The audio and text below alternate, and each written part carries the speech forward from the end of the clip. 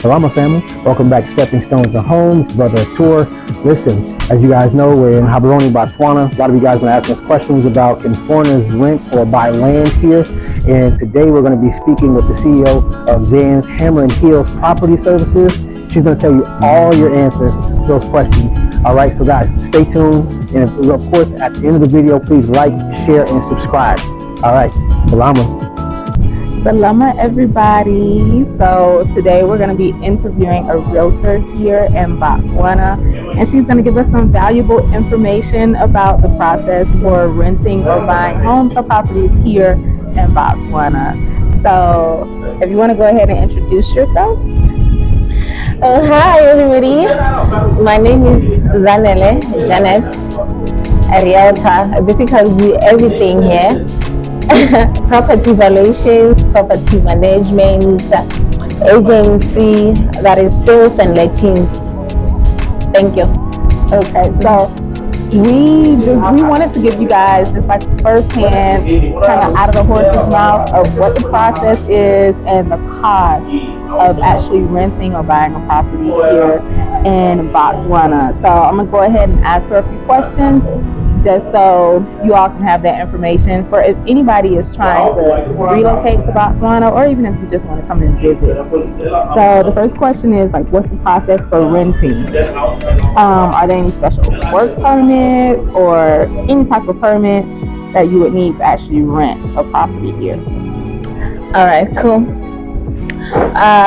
With renting here in Botswana, so we are basically going to, the first thing that we're going to ask from you as the passport, the work permit, because you want to see if you are legally allowed to work in Botswana. Okay. So after that, you are just going to ask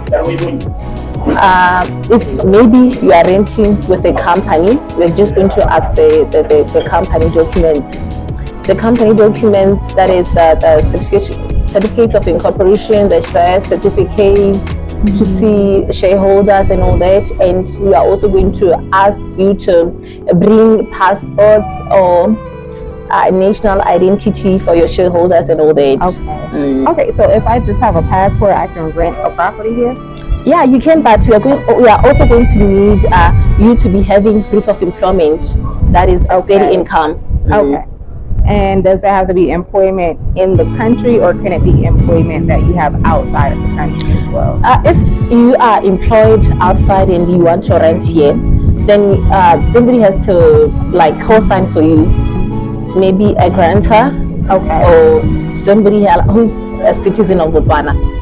Okay, they can sign the lease on your behalf. So the lease wouldn't be in your name; it would actually be in their name. Yes.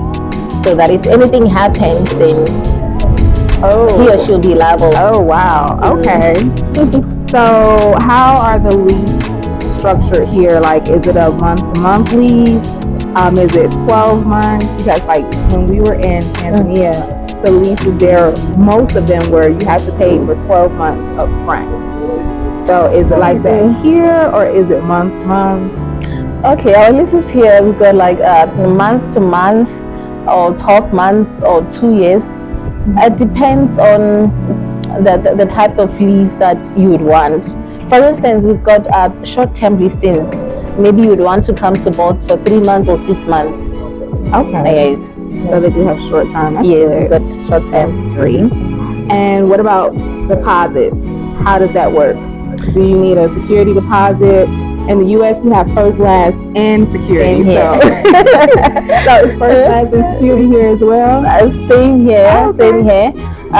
If maybe you're renting, like you said, for like 12 months, the owner may ask you to bring the security deposit, which is equivalent to 1 month rental that you're going to be paying. If your rental is 12,000 kula, then you're going to pay altogether 24,000. Okay. The security inclusive on the rental that you just paid. So it's just security. It's not the last month, first and last month, and security. But that security is going to be given back to you when you decide to vacate the property. Only if you didn't have any damages towards the property. Now, do they specify what kind of damage they mean? what type of damages do they consider you can't get your security deposit back? Like, is it like a hole in the wall? Is it chipped paint? Like, what do they normally consider as damage? All right, like you just said, maybe you would have ruined the wall. The wall would have been dirty, but when you moved in, we gave you a cleaned house.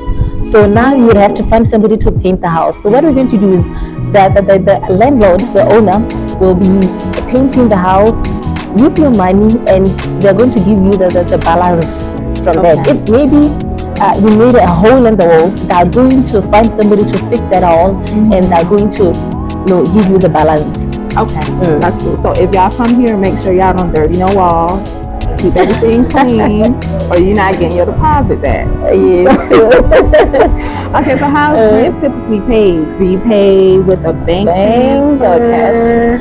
Yes, with people normally they just prefer bank transfers, unless maybe you are renting a property which doesn't,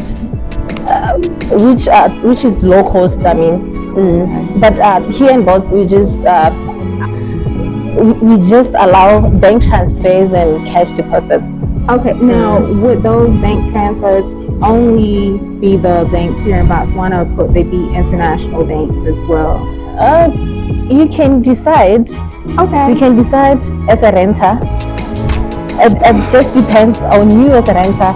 Are you going to be able to pay from your bank at home, transferring from US, for instance, or Tanzania to Bots? So you can decide looking at the rates and how much your bank is going to charge you. Okay. And what about the rules regarding maintenance of the properties? What are the tenants responsible for, and what are the landlords responsible for? So like if something breaks, what things would the landlords be responsible to repair? Okay.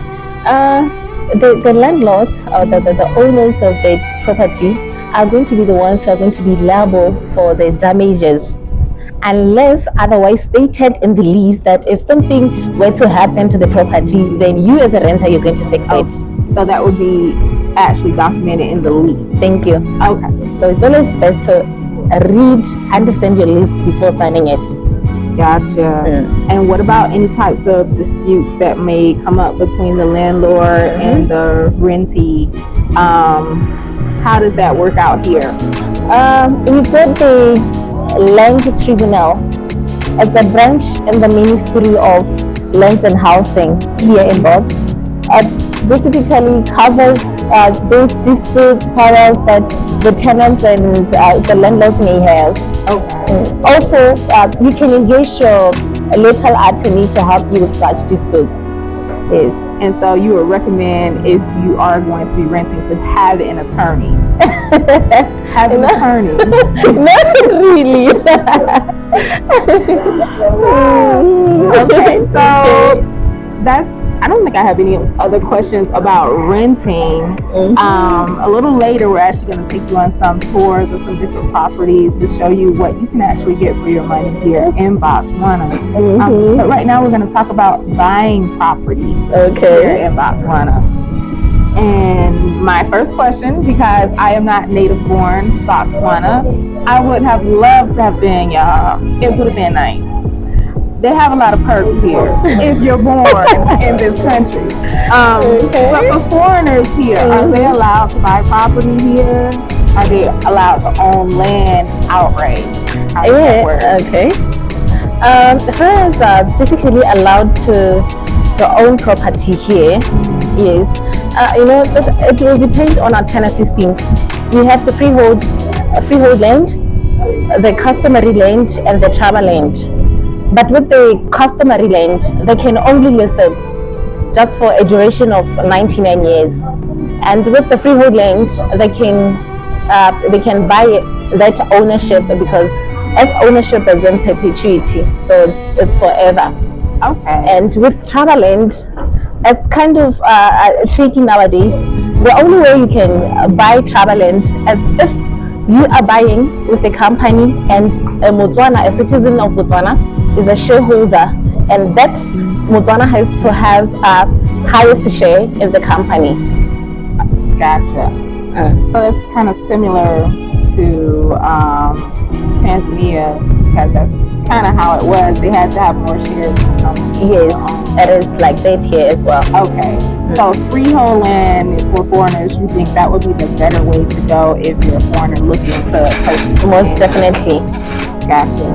And what are some of the requirements when it comes down to the zoning here? So if I buy a property and it's in the middle of a neighborhood, let's say that, could it be rezoned? Unless you go and apply for the mixed land use. But if you are buying agricultural zoning, then you're supposed to be developing or planting, plowing, anything that is to do with agricultural. And if it's commercial, then you're supposed to be building anything to do with industrial or commercial. Yes, like that. And if it's residential, so you don't have to come and build a big warehouses unless you've gone and applied for the mixed land use. Gotcha. I understand. So for if I wanted to build a property, right? Trying to see how I want to phrase this question. Okay. If there's some property available and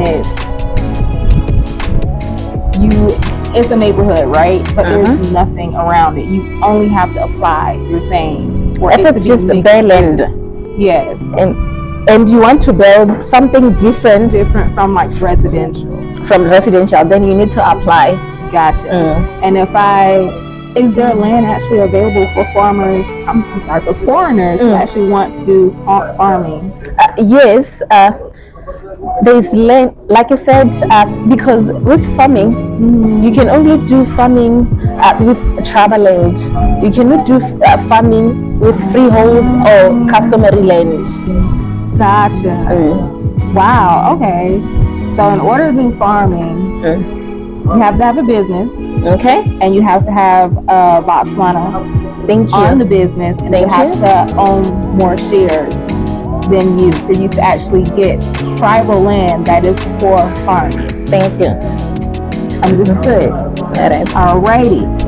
And you receive your title, deeds, and everything. How long does that normally take?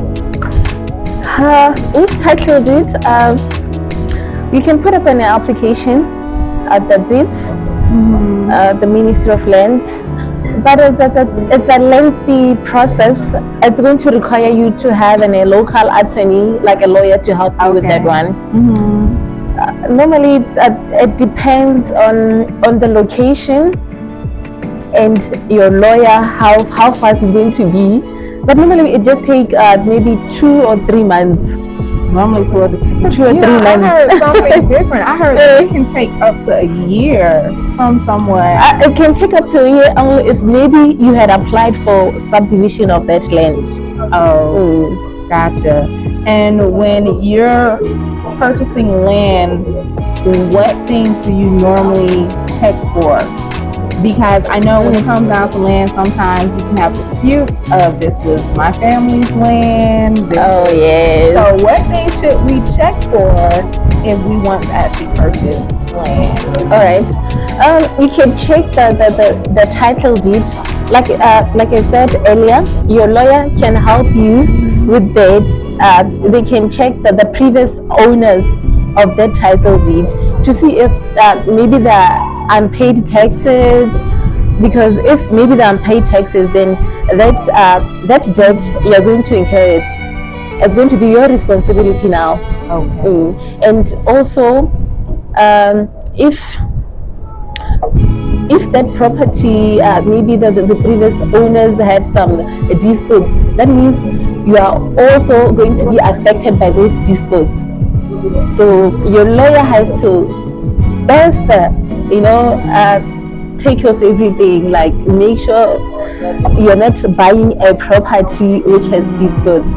Okay, so need to have a lawyer if you're going to purchase land, so Most that they definitely. can check for any disputes Most or definitely. anything to make sure you're not inheriting trouble.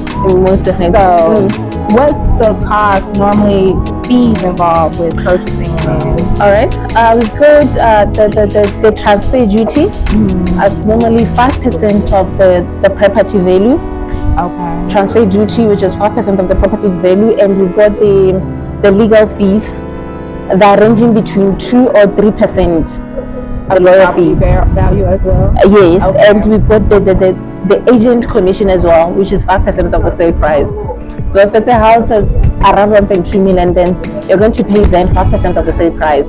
But you as a buyer, that's not going to be your expenses and all that.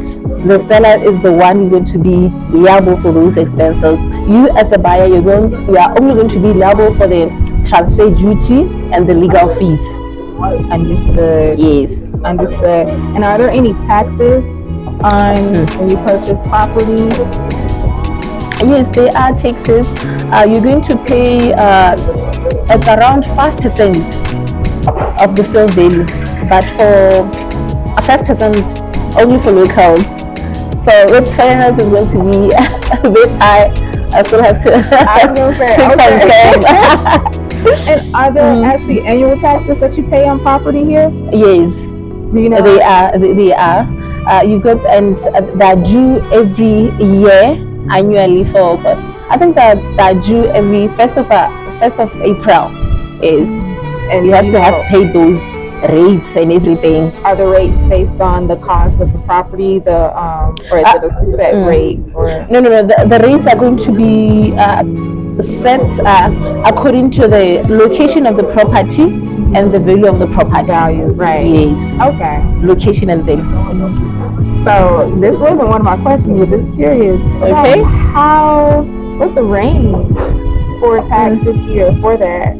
So if, say I have a nice 6-bedroom home in Botswana, what would be the range for taxes on that yearly? If you want to buy, If you buy, yeah. okay. Let's see. Let's calculate and see. I'm just trying to find out because you all know Let's Botswana is one of the more expensive neighborhoods, and there are some pretty good-sized houses over there. And so, for some people, they may have a large family, or some people just like big houses. I don't like huge houses because our children are adults and they're not here. So I don't need that space. But I just want to know what someone would be paying every year for taxes, because I know property taxes in the U.S. are outrageous. So just want to know this information, as we've been here a few months, seeing several places,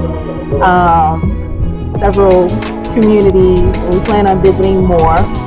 And I just want to know what the high end would be. You would likely going to pay maybe 3,000 for such a property. 3,000 per year. Oh, that's not bad. It's not that bad. 3,000. It's not bad. That is what, a couple $100, a little over $200 a year. Excellent. Okay, so are foreigners eligible for financing properties here? Yes, most definitely. We've got different lenders here, so they can just decide which bank they just want to go and ask for finance from. For foreigners? Yes. And what do you need to actually qualify for a loan here? Also, it's going to vary with lenders. They're probably going to need proof of income, steady proof of income. Right. Yes, and they're also going to ask for your work permit as well. And they're probably going to ask you to at least have a down payment. Right. It ranges around from 20% to 30%. Okay. Maybe if the property is around $1 million, so we're probably going to ask you to deposit 20% or 30% of that million, and then they can finance you balance. So that's good to know, because I didn't even know foreigners were actually able to get loans here in the country. Yeah. But as long as you have a job, steady income, a work permit, thank you, you can actually get a loan to buy a house. Now I know us in the U.S. we're tired of borrowing money, and we like to buy right out. But if you can, there's an option for you here in Botswana to get a loan, as long as you can prove that you're working, you have your work permit, you can afford the loan. So let me see, what other questions? We talked about land and freehold land and tribal land and zoning. What about utilities? That's what I didn't ask about. So I'm not sure about the range for utilities here. So for a family of 5, what would be the average cost for your electricity? What would be your average cost for water? Based off of what you have seen. All right. It all depends on the location and type of property. For instance, if you are conducting a business, your prices are going to be different from that one who's just a resident, and let's say in Gaborone phase 2. Is the prices for commercial are going to be higher than the one who's just a resident in phase 2. And if you are a resident in phase 2, and let's say I'm a resident in the outskirts of Gaborone, and you are going to be paying, let's say, a higher amount than I, because you are in Gaborone, you are in the capital city, and I'll be in the village. So if maybe, let's say, you've got 5 people in your home, right? I've got 5 people in my homestead, yes, right? And we're basically using same water, if I put it that way. Here in Gaborone, you're maybe going to pay, let's say, 300, and I at the village will probably pay around 150. Okay, so it depends on the location and type of property. So prices are going to be a bit more expensive for your utilities, electric, water, if you're in the capital city. Yes, versus in outside. town. Yes. Okay, now how far outside of town does that start? Because you have the outskirts of Gaborone as well. The village, immediate outskirts, like I think the area Odi. Odi is basically Gaborone. So that's Gaborone. Yeah, we're still in Gaborone.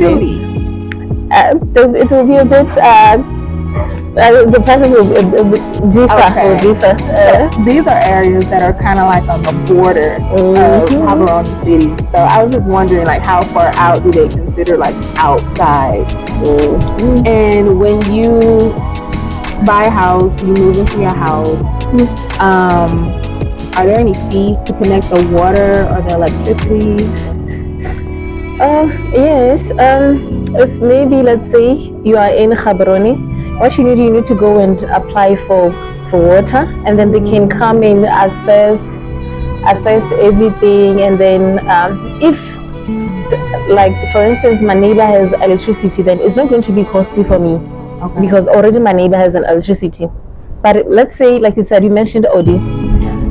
In my yard, I don't have electricity. My neighbor doesn't have electricity, and we are in a settlement that there is no power that side, and I want to install electricity. Then it's going to be costly for me. Gotcha. Okay, and so what about outside of electricity? If you purchase land outside of the city, or even in the city, and say you want to be kind of like self-sufficient, and you wanted a borehole. So does that require government approval before you can actually have a borehole company come and put a borehole on your property? Yes, everything has to be assessed. Everything has to be assessed before you can actually implement anything on your land, even if it's your land. So let's talk about investors now that want to come and invest in land. All right, cool. What areas do you think are actually good areas to invest in here? in Botswana? It will depend on the market. One can decide, you know what, I want to invest in Maun because Maun is all known as a popular tourist area, but it's only busy with peak seasons because that's when tourists will be coming here. So if you decide to go and invest in Maun, that means you're only going to make money around those times. Tourist season. Yes. And what time of year is actually tourist season?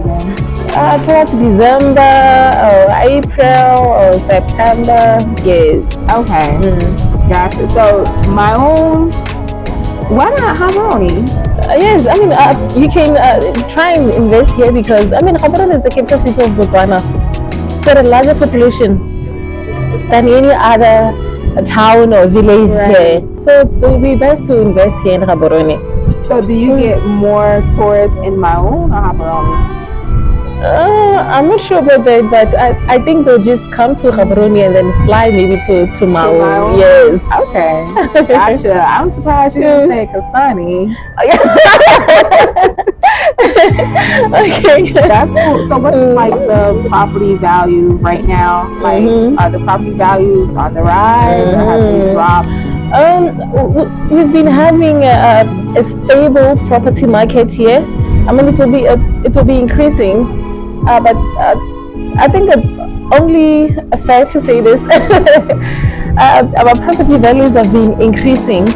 You know, I think they'll only get to maybe depreciate if maybe we're having an economic crisis. And right now you're not having it. I know. We just changed the new government. I mean, let's see how it all turns out. Yes. Okay. So I should have asked this question earlier, but with any land that you buy, you actually have to go through the, how do you say it? The chief of the area first. No. Unless if you want to buy tribal land. Only tribal land. Yes. Okay. Unless you have to go, you have to buy tribal land. Gotcha. I only have a couple more questions here.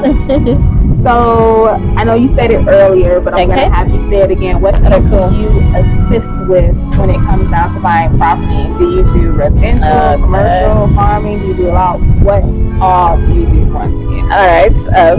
If somebody says, then I want to buy a residential property, I want to buy a house here in Gaborone, I'll be like, okay, fine.